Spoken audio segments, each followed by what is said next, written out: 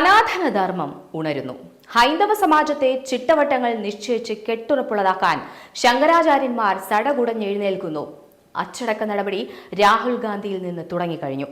ഉറങ്ങിക്കിടന്ന സനാതനധർമ്മ സംരക്ഷകരായ ശങ്കരാചാര്യ പരമ്പരയെ വിളിച്ചുണർത്തി തങ്ങളുടെ ദൗത്യ നിർവഹണത്തെ ഓർമ്മിപ്പിക്കാൻ ഭാരതാംബയുടെ കൈലാസപുത്രൻ സാക്ഷാൽ ശ്രീ നരേന്ദ്രദാസ് ദാമോദർ മോദിയുടെ ജന്മം കൊണ്ട് സാധിച്ചതിൽ ഓരോ ഹൈന്ദവനും അഭിമാനിക്കാം. ഭൂഗോളമാകെ ഭഗവത് മന്ത്രങ്ങളാൽ ചലനം സൃഷ്ടിച്ച 2025 മഹാകുംഭമേളയോടെ സനാതനധർമ്മ വിശ്വാസികളായ ഹിന്ദു സമാജത്തിന് ആത്മീയ തലത്തിലുള്ള സംരക്ഷണം കൈവരിച്ചിട്ടുണ്ട് എന്നത് നിസ്തർക്കമായ വസ്തുതയാണ്. ഭൗതിക തലത്തിലുള്ള സംരക്ഷണ ബോധം കൂടി കൈവരിച്ചാൽ ജന്മം സഫലമായി. ക്ഷേത്രങ്ങൾക്ക് ആചാരാനുഷ്ഠാനങ്ങൾ നിർദ്ദേശിച്ച ശ്രീമദ് ശങ്കരാചാര്യരുടെ നിശ്ചയമാണ് കുംഭമേളകളും മഹാകുംഭമേളയും എന്നത് ഏറെ പ്രാധാന്യമർഹിക്കുന്നു.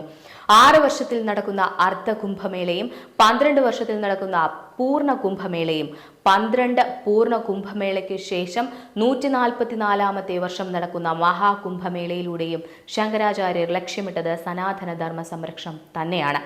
ഇടക്കാലത്ത് മൂല്യശോഷണം സംഭവിച്ച സനാതനധർമ്മത്തെ ഉദ്ബോധിപ്പിക്കാനും സന്യാസി സമൂഹം പ്രാർത്ഥനകളിൽ മുഴുകുന്നതിനോടൊപ്പം സമാജത്തെ നേർവഴിക്ക് നടത്താനുള്ള ഉത്തരവാദിത്തം കൂടി ഏറ്റെടുക്കേണ്ടതുണ്ടെന്ന് സന്യാസി വര്യന്മാരോട് നരേന്ദ്രമോദി ഉണർത്തിച്ചു. ശങ്കരാചാര്യ സമൂഹം അത് ഏറ്റെടുക്കുകയായിരുന്നു. 2025 മഹാകുംഭമേളയുടെ ഉൽപ്പന്നം എന്ന് ഇതിനെ വിശേഷിപ്പിക്കാം. മനുഷ്യത്വരഹിതമായ ദുഷ്ടചിന്തകളുമായി ഭാരതത്തിൽ കടന്നുവന്ന കമ്മ്യൂണിസം ഉൾപ്പെടെയുള്ള വിദേശ മതങ്ങൾക്ക് ഭാരതത്തിന്റെ മാത്രം സ്വന്തമായ സനാതനധർമ്മത്തെ ഉന്മൂലനം ചെയ്യാൻ കഴിഞ്ഞില്ലല്ലോ എന്ന അപകർഷതാബോധം അക്കൂട്ടരെ വല്ലാതെ അലട്ടുന്നുണ്ട്.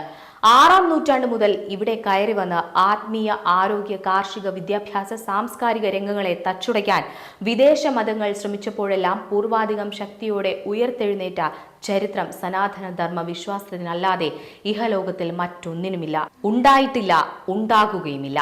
വസുദൈവ കുടുംബകം എന്ന വിശ്വസങ്കല്പത്തിൽ തൂണിലും തുരുമ്പിലും മണ്ണിലും വിണ്ണിലും ഈശ്വരനെ ദർശിക്കുന്ന ഹൈന്ദവ സമാജത്തെ എക്കാലത്തും തളർത്താൻ ശ്രമിച്ചിട്ടുള്ളത് ഇതര മതബീജങ്ങളിൽ പിറവിയെടുത്ത ജാരസന്തതികളായ ഹിന്ദു നാമധാരികളാണ്.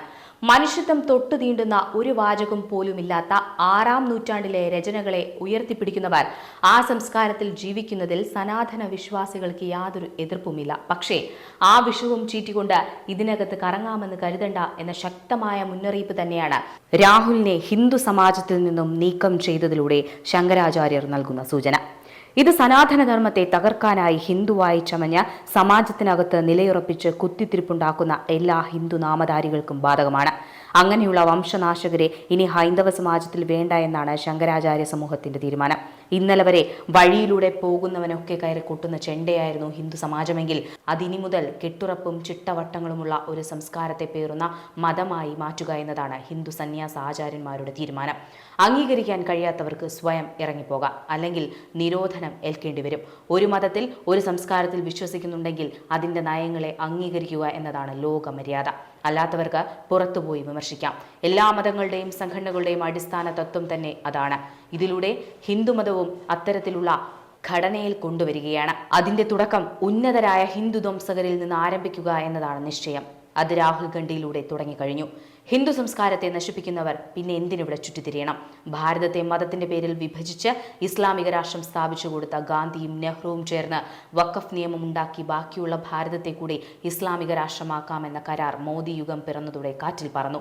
ഇസ്ലാം മതത്തിൽ പിറന്ന ഹിന്ദു നാമധാരികളായ നെഹ്റുമാരും ഗാന്ധിമാരും അനുചരന്മാരും ഹൈന്ദവ സമാജത്തിന്റെ ആചാര്യന്മാരായ ശങ്കരാചാര്യ സ്വാമികളുടെ തീരുമാനങ്ങളെ ഇനി മുതൽ അനുസരിക്കേണ്ടി വരും. അല്ലാത്തവർ കടക്ക് പുറത്ത്.